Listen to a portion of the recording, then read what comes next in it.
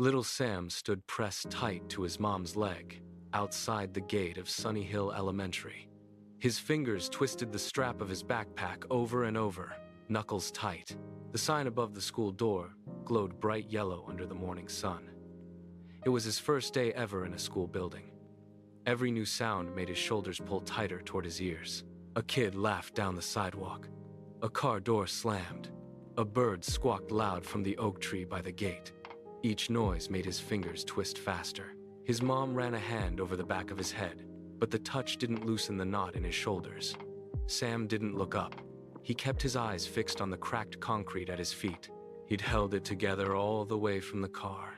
But now that they were here, every muscle in his body felt locked. Then the first distant bell rang, rolling out from inside the school walls. The low hum vibrated through the ground, up through his sneakers, into his bones.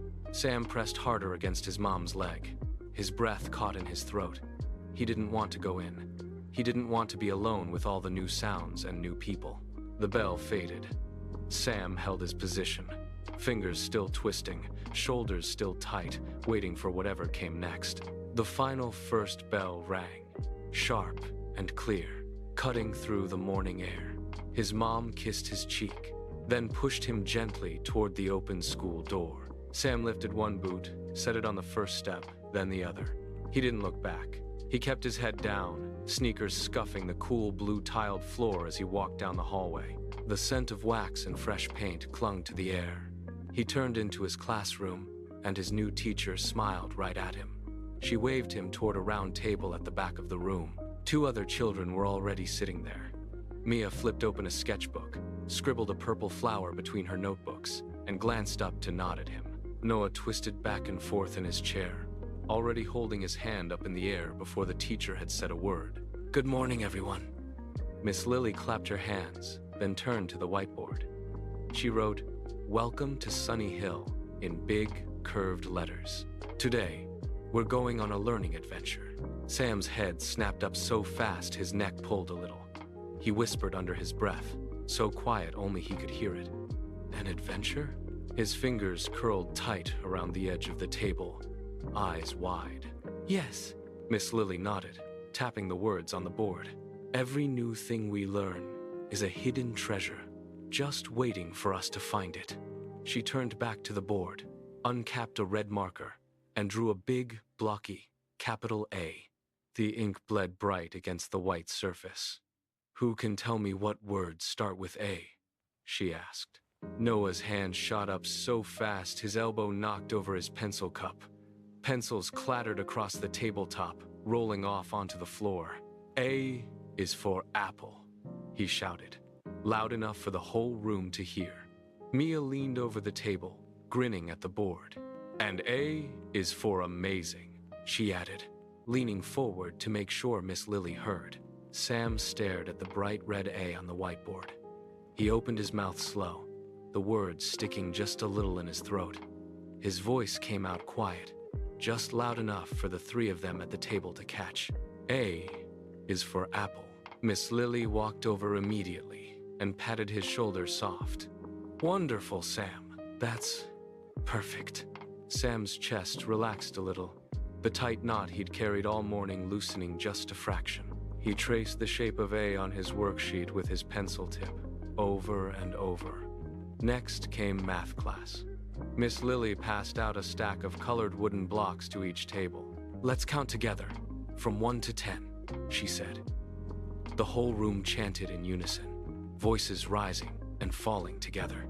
1, 2, 3, 4. At first, Sam mumbled along, only counting on his fingers, keeping his voice low. But when the class hit 6, he forgot to be shy. He held up 6 smooth-colored blocks and called out the number right along with the rest of them. By the end, he counted all the way to 10, all by himself. When the recess bell rang, the whole class poured out onto the playground. Sam hung back by the slide, twisting his backpack strap again, just like he did outside the gate that morning. Mia ran over, holding a box of crayons and an extra sheet of blank paper. She sat down right next to him on the wooden bench. "Want to learn how to draw a rainbow?" Mia asked, tapping the blank paper with a red crayon. She showed him how to draw each arc, starting with red on the outside. Sam drew one that curved a little lopsided, and Mia clapped when he finished. Noah walked over a minute later, holding out half of his chocolate chip cookie. He'd broken it clean down the middle. Sam took the cookie and bit into it. It was still soft and warm from his lunchbox. "School isn't so scary," Sam said, and laughed. Noah laughed too, and dragged him over to play Foursquare with the other kids. After lunch, everyone filed back into the classroom and sat down at their tables. Miss Lily pulled a picture book from her desk and sat in the rocking chair at the front of the room. She read the class a story about a baby sparrow that left its nest for the first time. The sparrow was scared to fly, but it learned to soar over the whole forest by the end. When she closed the book, she set it on her desk and looked around the whole room. "What did we learn today, everyone?" she asked, leaning forward with a smile. Mia waved her hand high, bouncing a little in her seat. "We learned our ABCs," she called out. "And we learned how to count to 10, Noah added, jumping a little in his chair to make sure he was seen. When the final bell rang, it cut through the quiet of the classroom like a soft chime. Sam grabbed his dinosaur backpack from the hook beside his table, stuffed his lopsided rainbow drawing into the front pocket, and ran out the door. His sneakers tapped fast against the tiled hallway, then thudded soft on the grass of the front lawn. His mom and dad were waiting by the gate, holding a cold cup of his favorite lemonade, condensation dripping down the sides onto their palms. Sam ran straight to them, a grin so big it stretched across his face.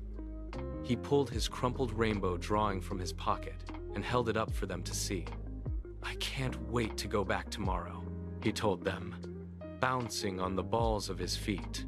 His mom ruffled his hair, and his dad took the drawing to look it over. And from that day on, Sam knew. Learning wasn't something to be nervous about. It was the greatest adventure he could ever have.